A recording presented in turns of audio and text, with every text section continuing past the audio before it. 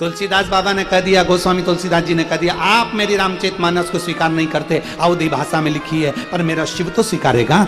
इतने में सारे विद्वान ब्राह्मणों ने कहा, तुलसीदास जी आपकी लिखी हुई इस रामचरितमानस को हम स्वीकार नहीं करते तो भोलेनाथ क्या स्वीकार करेंगे, काशी विश्वनाथ क्या स्वीकार करेंगे।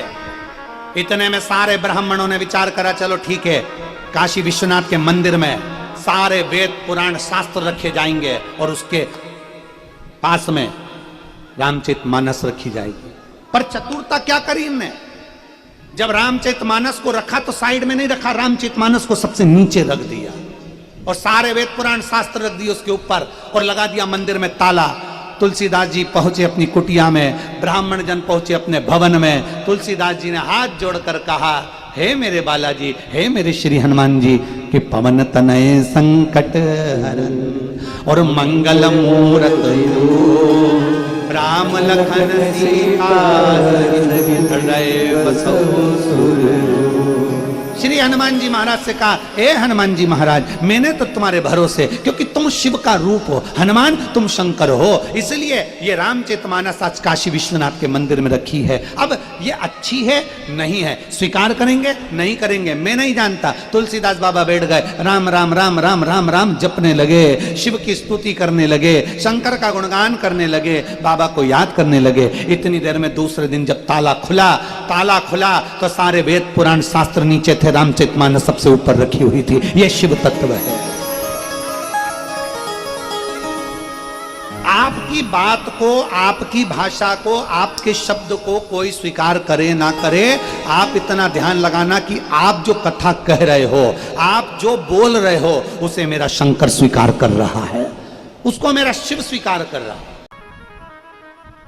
ओघड़दानी का एक शब्द कहे, तुलसीदास बाबा तो कथा का रसतत्व आनंद में देने वाले, तुलसीदास बाबा की वो रामचरितमानस सबसे ऊपर आकर रखा गया, क्योंकि उनको मालूम था मुझे मैं शिव के लिए कर रहा हूं, मैं शंकर के लिए कर रहा हूं, मैं ओघड़ी के लिए कर रहा हूं, मैं देवादिदेव महादेव के लिए कर रहा हूं। आखिरी में हुआ क्या,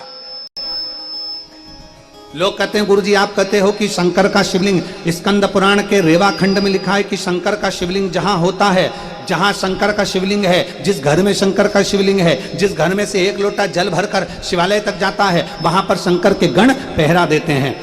रामचरितमानस जब तुलसी बाबा लेकर अपनी कुटिया में आ गए, कई ईर्ष्यालुओं के मन को भाया नहीं, इस रामचरितमानस में आग लगा दो। उन्होंने चोरों को भेज दिया, उन्होंने डाकुओं को भेज दिया कि तुलसीदास बाबा जहां रहते हैं वहां से रामचरितमानस को निकाला जाए और उसको निकालकर उसमें आग लगा दी जाए या उसको पानी में डाल दिया जाए।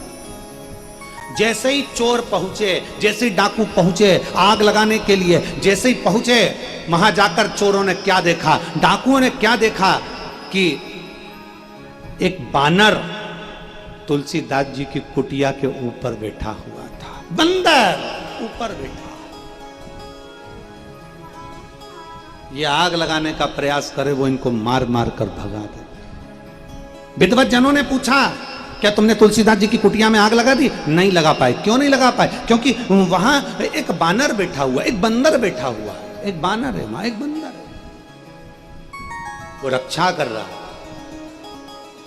महापुराण की कथा कहती है, जहां शंकर का शिवलिंग है, जहां शिव नाम है, जहां शंकर की स्तुति है, पूरी रामचरितमानस में मेरे राम जी ने शिव की स्तुति करी है, शिव जी ने राम जी की स्तुति करी है। राम के बिना शिव नहीं और शिव के बिना राम नहीं।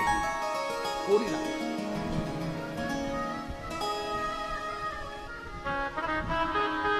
राम बिना शिव, भगवान शंकर की स्तुति कर, तो यहां एक बानर रक्षा करता है और